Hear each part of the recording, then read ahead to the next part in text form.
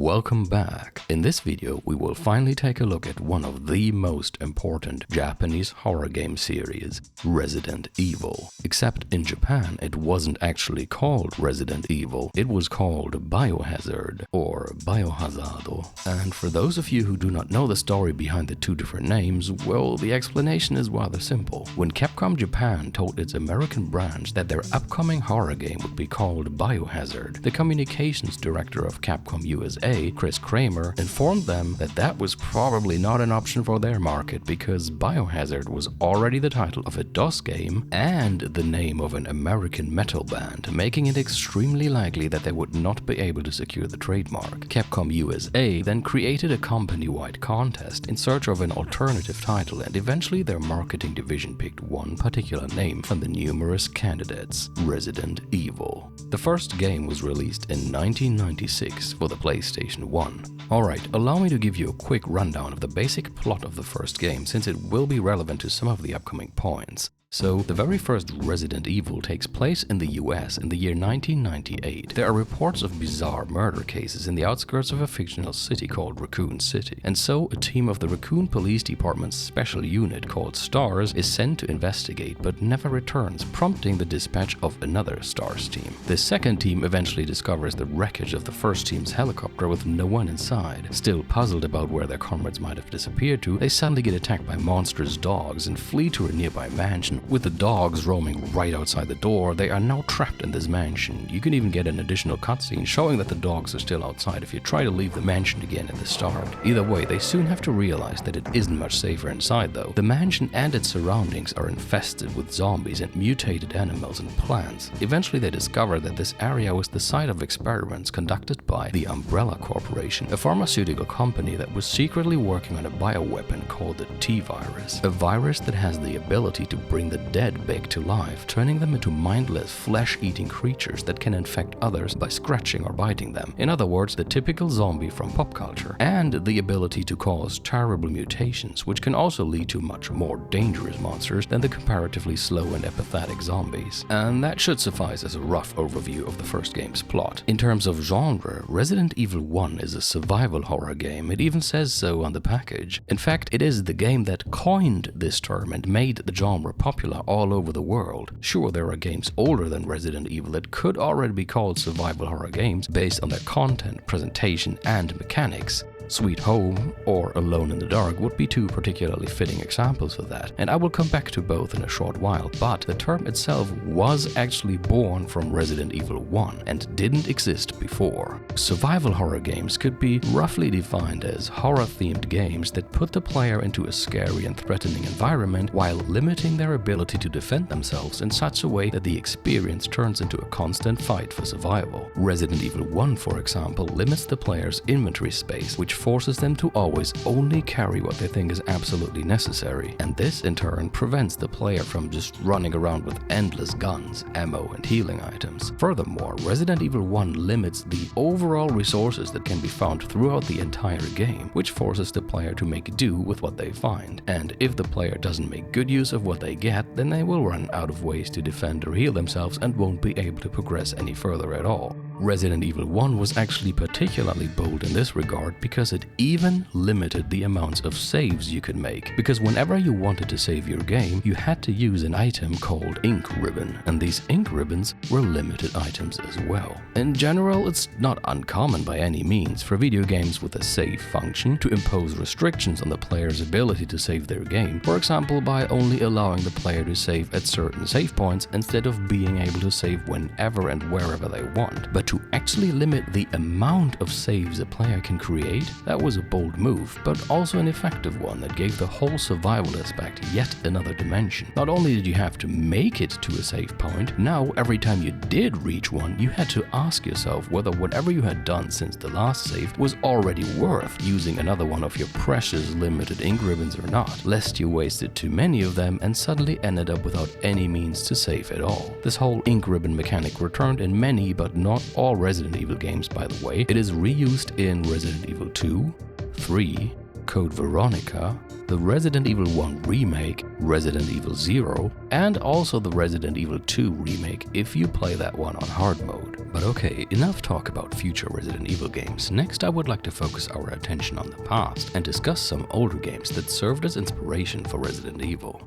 We've already talked about Capcom's NES title Sweet Home from 1989 in video 4.2, where I explained that Sweet Home was essentially the predecessor to Resident Evil in many ways and listed quite a few similarities between both games. But now I would like to further elaborate on the actual connection between these two games, because according to an interview with Resident Evil 1's director Mikami Shinji and lead programmer Ampo Yasuhiro, it all began in 1993 with a meeting between Mikami Shinji and Fujiwara Tokuro.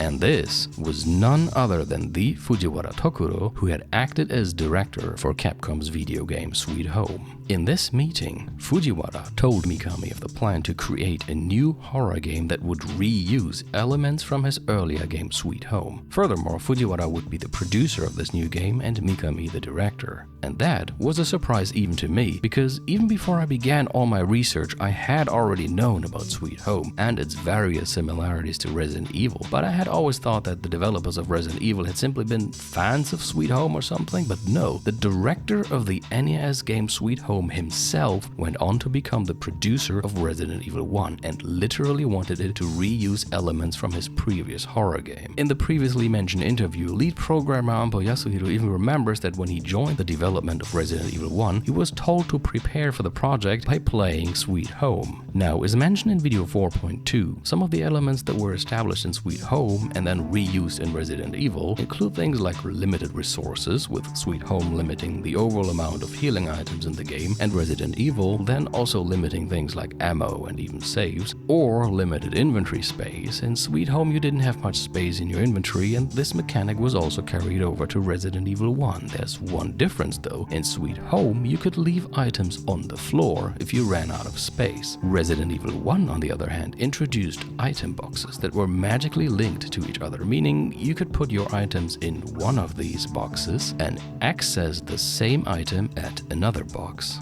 Interestingly enough, in the first prototype version of Resident Evil 1, the item boxes were actually not linked. None of them shared their contents, but due to negative tester feedback, the developers eventually decided to connect the item boxes in the final product. These unconnected item boxes were brought back for the Resident Evil 1 remake from 2002 though, as an unlockable difficulty level called Real Survival Mode. In addition, Sweet Home's mechanic that allowed you to leave items on the floor and pick them up again made a return in Resident Evil 0. Regarding further similarities, there's of course all those other points that I covered in video 4.2, but now that we know that the very person who directed the video game Sweet Home became the producer of Resident Evil 1 and had planned from the start to reuse elements from his earlier game, it's certainly no surprise to see all these similarities. Still, Sweet Home was not the only game that influenced Resident Evil's development. Another important title was Orthogram's Alone in the Dark, released for the PC in 1992. According to an interview with Fujiwara Tokuro, which originally appeared in the Japanese magazine Continue Volume 12 from 2003, Resident Evil 1 was originally supposed to use a first-person perspective with real-time 3D graphics only, but Fujiwara eventually made the call to give up on the idea because it wouldn't have resulted in the graphical quality they had envisioned for their project, and so they had to look into alternative options. And that, as Mikami Shinji explains in the earlier mentioned interview with him and Ampo Yasuhiro, is when they noticed Alone in the Dark and its fixed camera angles. They realized that by recreating Alone in the Dark's approach to in-game perspectives, they could give the game the visual quality they had been looking for. For those who are not entirely familiar with how this works, basically this method combines pre-rendered backgrounds with 3D models on top, and since the backgrounds are pre-rendered, they can look a lot better than what the console would be able to do if it had to render everything in real time.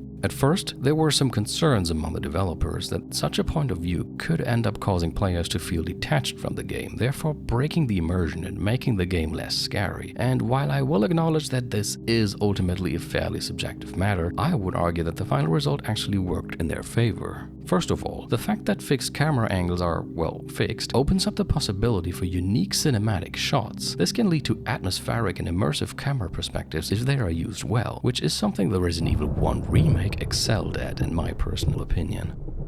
On top of that, fixed camera angles can cause a certain loss of control, since depending on the current perspective, you cannot always see what your character should theoretically be able to see. This part of fixed camera angles can be a bit divisive, since understandably such loss of control can also lead to frustration, but for those that do enjoy it, it certainly adds another layer of tension to the game. To give an example, after the very first zombie encounter, if you take a few steps back, the camera can switch in such a way that you won't be able to see the zombie anymore. American journalist and author Tom Bissell, in his book Extra Lives from 2010, describes his experience with this scene as follows. You stagger back into the hallway to give yourself more room to maneuver, but the camera switches in such a way as to leave you unaware of the zombie's exact location, though you can still hear its awful, blood-freezing moan, which disembodied sounds not only terrifying but sad. You fire blindly down the hall toward the moaning, with no guarantee that your shots are hitting the zombie or coming anywhere close to it.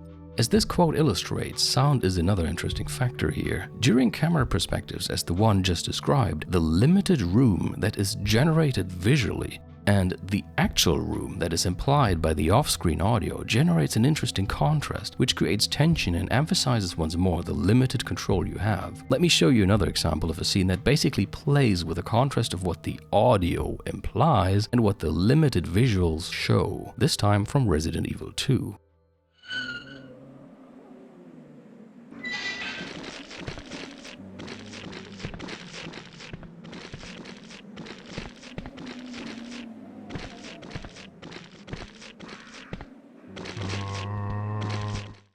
The sound here clearly tells you that something terrible is going on, but the fixed camera angle won't let you see it until you get closer and force a new camera angle to appear. In moments like these, Resident Evil basically places scaring the player above perfect controllability and intentionally plays with the perspective to take away control from you. You can actually find something similar to this in movies when the director wants to create suspense by letting the on-screen characters react to something that the audience cannot yet see. It's clear to the audience that something is there, but the audience can only wait in suspense for the actual reveal.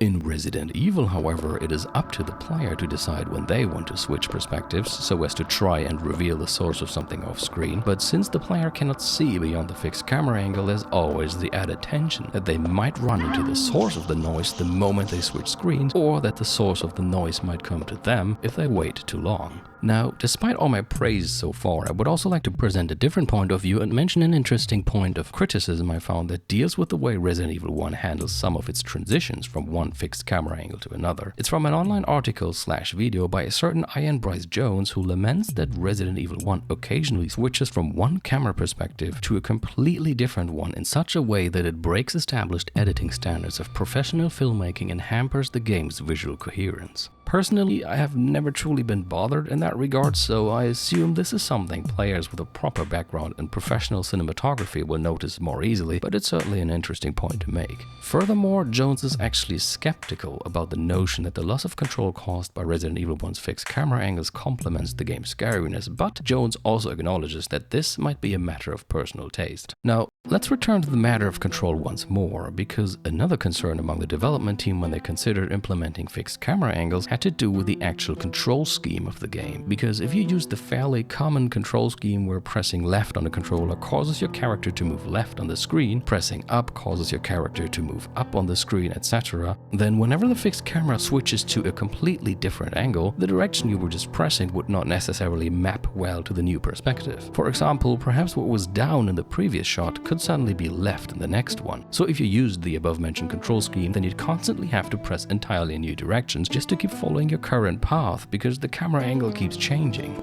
Well, to solve this issue in the original Resident Evil 1, they turned to Alone in the Dark once more and adopted the same controls that Alone in the Dark utilizes to maneuver its fixed camera angles, namely tank controls. Tank controls basically work like a remote-controlled toy car. No matter from which perspective you look at the scene, up will always move you forward, down will always move you backwards, and left and right will cause you to turn into the respective direction based on your character's orientation. Besides fixed camera angles and tank controls, another feature that might have been inspired by Alone in the Dark is the option to choose between two characters at the start of the game. In Alone in the Dark, you can play either as Emily Hartwood or as Edward Carnby.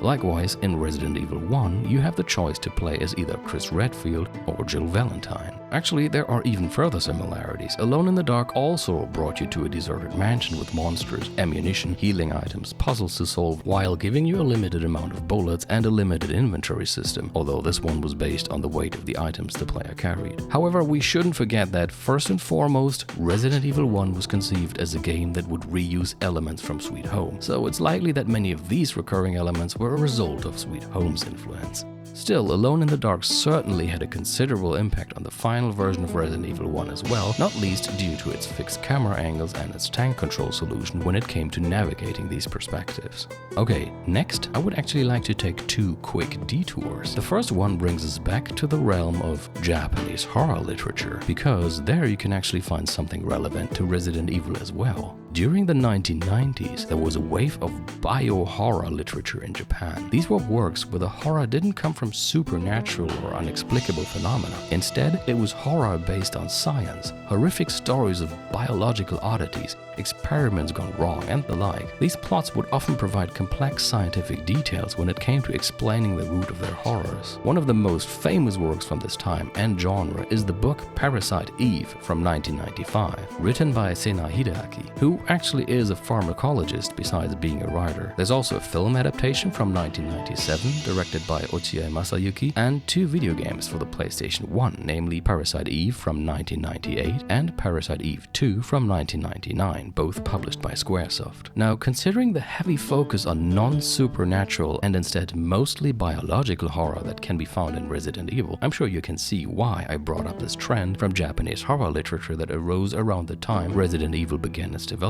For the second detour, I would like to venture back into the world of cinema and draw your attention to the fact that despite being a Japanese horror game, Resident Evil is devoid of any classical Japanese horror motifs and instead clearly presents itself as an American horror movie imitation. And this is actually comparable to the first Clock Tower game from 1995, whose creator Kono Hifumi was strongly inspired by the horror films of Italian director Dario Argento, because in a similar fashion, Resident Evil seemed to heavily borrow from American horror cinema. Most notably, Resident Evil's depiction of zombies is highly reminiscent of American horror movies like George A. Romero's Night of the Living Dead from 1968 or Dawn of the Dead from 1978. And some of the more appalling mutations, especially in later installments, are evocative of John Carpenter's The Thing from 1982.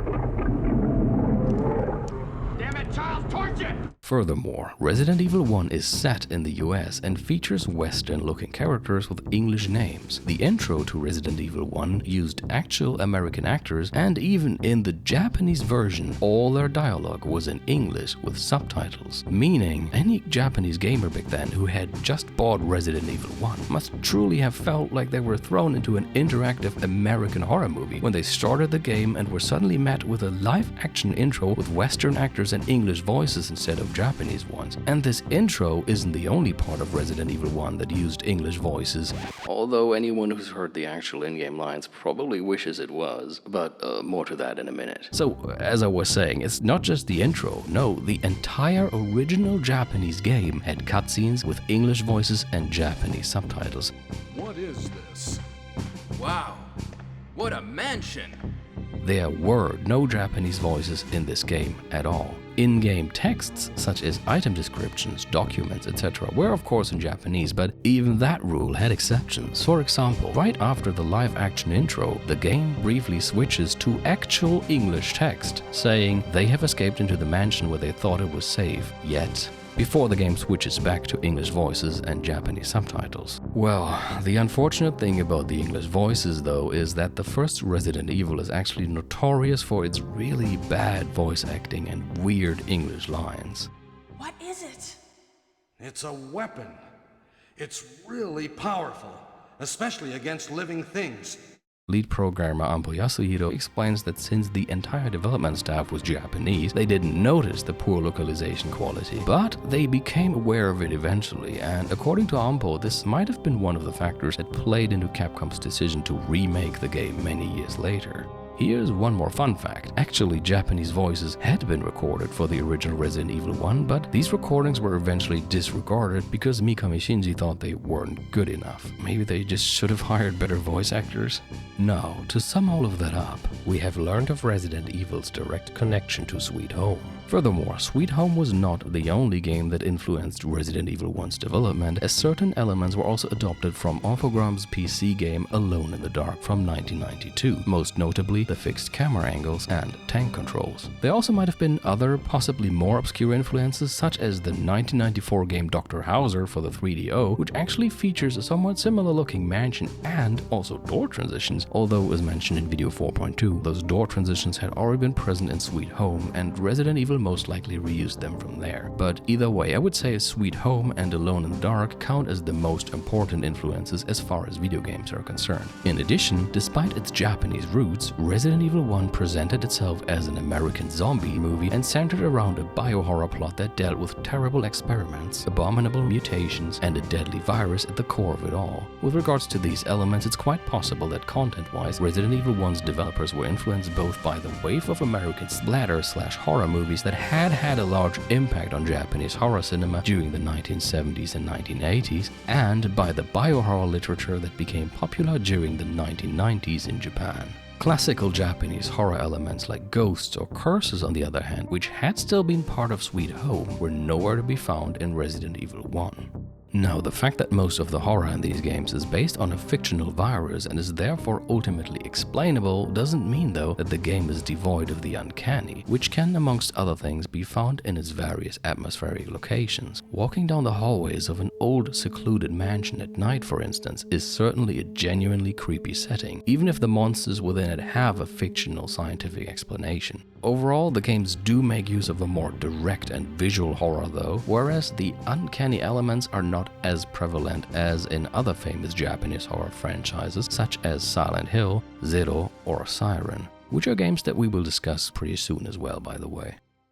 In the end, Resident Evil 1 was not the first Japanese video game that had made scaring the player one of its top priorities, but it was the first one to become such an international success and spawn numerous sequels, spin-offs, comics, books, film adaptations, and so on. It was an incredibly influential title that gave a name to the genre it represented, which would henceforth be called survival horror, and it inspired many other horror game developers to try their hand at this genre as well, which certainly makes it one of the most influential Japanese horror games so far. And with that, I would like to conclude this video. In the next one, we will take a look at a survival horror game that was clearly inspired by Resident Evil's success and yet differed greatly from it, namely Konami's Silent Hill. I hope to see you then, and as always, take care and goodbye.